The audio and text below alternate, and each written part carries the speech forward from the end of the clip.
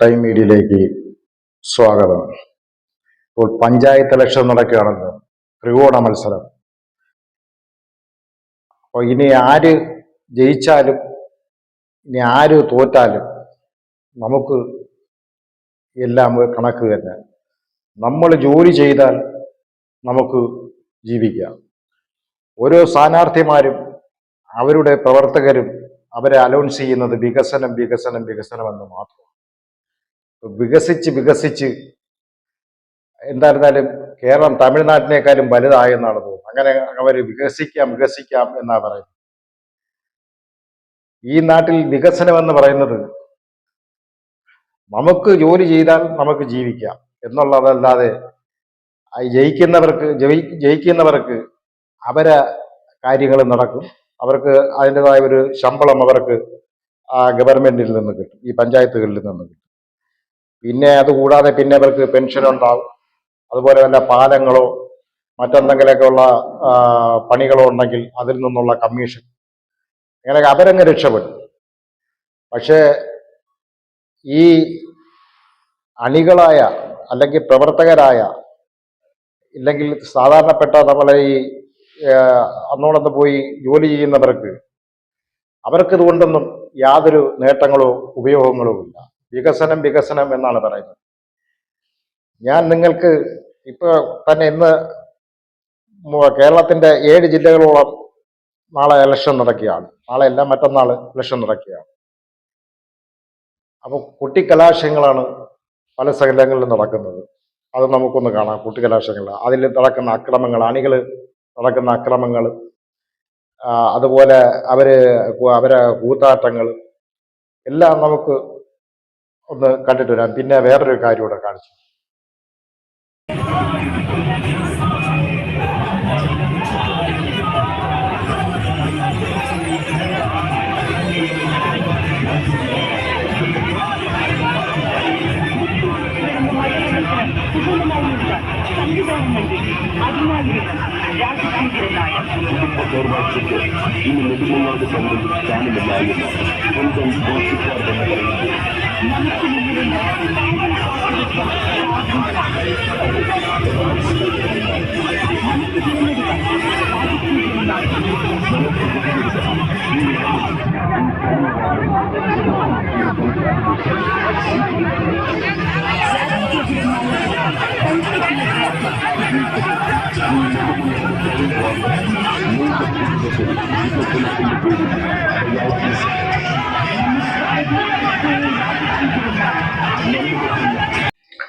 ഇതുകൊണ്ട് സാധാരണപ്പെട്ട മനുഷ്യൻ എന്താണ് ഇതിൽ നിന്നും മനസ്സിലാക്കുക. അപ്പം നമ്മൾ ജോലിക്ക് പോയി കഴിഞ്ഞാൽ നമുക്ക് ജീവിക്കാം. അപ്പം നമ്മൾ വോട്ട് ചെയ്യണ്ട എന്നുള്ളതല്ല, വോട്ട് ചെയ്യണം. വോട്ട് ചെയ്തില്ലെങ്കിൽ പിന്നെ ഇനി അങ്ങോട്ട് നമുക്ക് വോട്ട് കാണത്തില്ല. SIR, അതുപോലെ പൗരത്വം, ഇങ്ങനെയൊക്കെയുള്ള പ്രശ്നങ്ങളിലൊക്കെ ആയി അത് ചോദ്യം നടന്നുകൊണ്ടിരിക്കുകയാണ്. അപ്പോൾ ഇനി വോട്ട് കാണില്ല, പിന്നെ റേഷൻ കാർഡിൽ കാണില്ല, പിന്നെ നമ്മൾ ഈ രാജ്യത്തുള്ളവരായിരിക്കില്ല എന്നൊക്കെ ഉള്ള വരും. അതുകൊണ്ട് നമുക്ക് വോട്ട് ലിസ്റ്റ് നമ്മളിൽ ഉണ്ടോ എന്ന് പരീക്ഷിക്കുകയും വേണം, നമ്മൾ വോട്ട് ചെയ്യുകയും വേണം. അതൊരു പൗരന്റെ കടമയാണ്. അപ്പൊ എനിക്ക് പറയാനുള്ള ഒരു കാര്യം, നമുക്ക് ഒരു രംഗം കൂടി ഒന്ന് കണ്ടിട്ട് വരാം.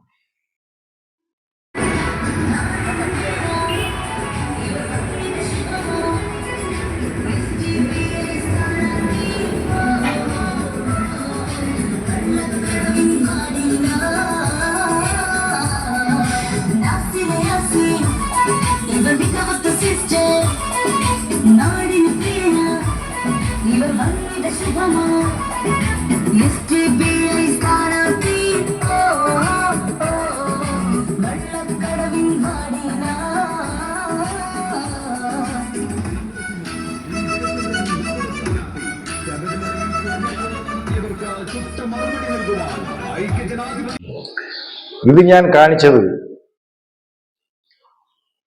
ഈ വികസനം എന്ന് പറയുന്നത്,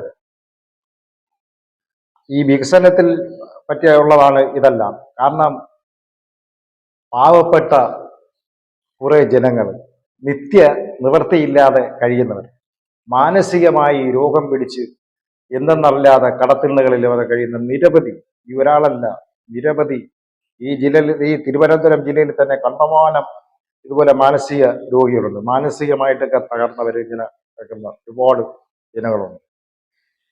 നമ്മൾ ഗൾഫ് രാജ്യങ്ങളിലോ മറ്റുള്ള രാജ്യങ്ങളിലോ പോയി കഴിഞ്ഞാൽ ഇതുപോലെയുള്ള ആൾക്കാരില്ല. കാരണം അവര് അതിൻ്റെതായ രീതിയിൽ അവരെ പാർപ്പിക്കേണ്ട രീതിയിലുള്ള ഒരു പ്രത്യേക ഹോസ്പിറ്റലുകളും അതിന് വേണ്ടപ്പെട്ട കാര്യങ്ങളെല്ലാം ഉണ്ട്. അതുകൊണ്ട് അവിടെയൊന്നും ഈ അലഞ്ഞു തിരിയുന്ന ഭിക്ഷക്കാരോ അല്ലെങ്കിൽ അലഞ്ഞു തിരിയുന്ന ഇതുപോലുള്ള മാനസിക രോഗികളോ മറ്റുള്ള ഇതൊന്നുമില്ല. പിന്നെ ചെയ്യേണ്ട കാര്യം എന്ന് പറയുമ്പോഴത്തേക്ക് ഈ വികസനം എന്ന് പറയുന്നത് ഇതുപോലെയുള്ള കാര്യങ്ങൾ, ഇങ്ങനെയൊക്കെ ഉള്ള ആൾക്കാരെ സംരക്ഷിക്കുവാനുള്ള, അതിന് പ്രത്യേകമായുള്ള ഒരു ഭവനങ്ങൾ ഒരുക്കുകയും അവരെ സംരക്ഷിക്കുകയും ചെയ്യുന്ന അങ്ങനെയൊക്കെ ഉള്ളതാണ് വികസനം എന്ന് പറയുന്നത്. അതുപോലെ നിർഭയരായ ആൾക്കാർ, രോഗികളായ നമ്മുടെ നാട്ടിലുള്ള എത്രയോ പാവങ്ങൾ, ഒരു ഒരു നേരത്തെ മരുന്ന് പോലും മേടിക്കാൻ നിവൃത്തിയില്ലാതെ അതുപോലെ പട്ടിണി പാവങ്ങൾ, ആഹാരം കഴിക്കാതെ കിടക്കുന്ന ജനങ്ങൾ, ഇതെല്ലാം നമ്മളെ ഈ സമൂഹത്തിന് നമ്മൾ അതിനിടയിലുണ്ട്. അപ്പോൾ ഇതെല്ലാം നമ്മളൊന്ന് കണ്ണൂട്ടിച്ച് നോക്കിയാൽ, അല്ലെങ്കിൽ ഒരു കുടുംബത്തിൻ്റെയും ഒരു നമ്മളെ ഏരിയയിൽ തന്നെ നമ്മൾ നോക്കിക്കഴിഞ്ഞാൽ അനേകം പേരുണ്ട്, ഇതുപോലെ ജീവിക്കുന്ന അനേകം പേരുണ്ട്. അതൊക്കെയാണ് വികസനം. അല്ലാതെ ഈ വികസനം എന്ന് പറഞ്ഞുകൊണ്ട് കേരളത്തെക്കാൾ വലുത്, തമിഴ്നാടേക്കാളും വലുതായിട്ട് ഇങ്ങനെ വികസിച്ച് അതൊന്നുമല്ല ഒരു വികസനം എന്ന് പറയുന്നത്. ഈ വികസനം എന്തിനാണ് വികസിക്കുന്നത്? എന്തിനാണ് വികസിപ്പിച്ചുകൊണ്ട് വന്നിട്ടുള്ളത്? എന്തുകൊണ്ട് ഇന്നും കഷ്ടത അനുഭവിച്ച് കഷ്ടപ്പാടോട് ജോലി ചെയ്ത് ജീവിക്കുന്നവൻ ഇന്നും ദരിദ്രൻ തന്നെയാണ്. ഇന്നും ഒരു നിവൃത്തിയില്ലാത്ത രീതിയിൽ തന്നെ അന്നോടൊന്ന് കിട്ടി അന്നോടൊന്ന് കഴിഞ്ഞു പോകാൻ പോലും ഇന്നത്തെ വിലക്കയറ്റം അനുസരിച്ച് സാധിക്കുന്നില്ല.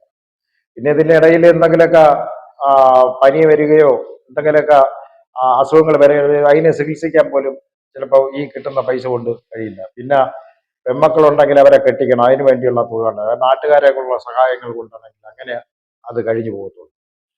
അങ്ങനെയൊക്കെയുള്ള നിരവധി നിരവധി പ്രശ്നങ്ങളാണ് നമ്മുടെ രാജ്യത്ത്, നമ്മുടെ നാട്ടിലുള്ളത്. അപ്പം ഇത് ഇങ്ങനെയൊക്കെയുള്ള കാര്യങ്ങൾ പരിഹരിക്കുകയാണ് ഈ വികസനം എന്ന് ഉദ്ദേശിക്കേണ്ടത്. അത് മറ്റുള്ള രാജ്യങ്ങളിലേക്ക് നിങ്ങൾക്ക് നോക്കിയാൽ അത് കാണാൻ സാധിക്കുക തന്നെ ചെയ്യും. അത് സാധിക്കുക തന്നെ ചെയ്യും. പക്ഷെ നമ്മുടെ നാട്ടിൽ കയറുന്നവൻ എങ്ങനെ പണമുണ്ടാക്കാം, എങ്ങനെ കട്ടുമുടിക്കാം, എങ്ങനെ എന്തെല്ലാമായി തീരാം എന്നുള്ളൊരു തോന്നൽ മാത്രമാണ് അവർക്കുള്ളത്. അപ്പം അതിൽ നിന്നുള്ള എല്ലാം ഇനി ആര് ജയിച്ചായിരുന്നാലും ശരിയല്ല, നമുക്കെല്ലാം ഒപ്പം തന്നെയാണ്.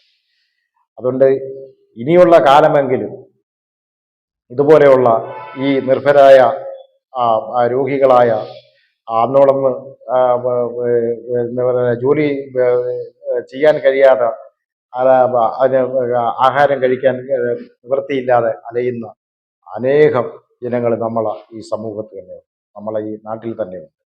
അത് കണ്ടെത്തി ഞാൻ പറയുന്ന രീതിയിലുള്ള ചെയ്യുക, അതൊക്കെയാണ് ഒരു വികസനവും നന്മയും, മനുഷ്യൻ ചെയ്യുന്ന നന്മയും.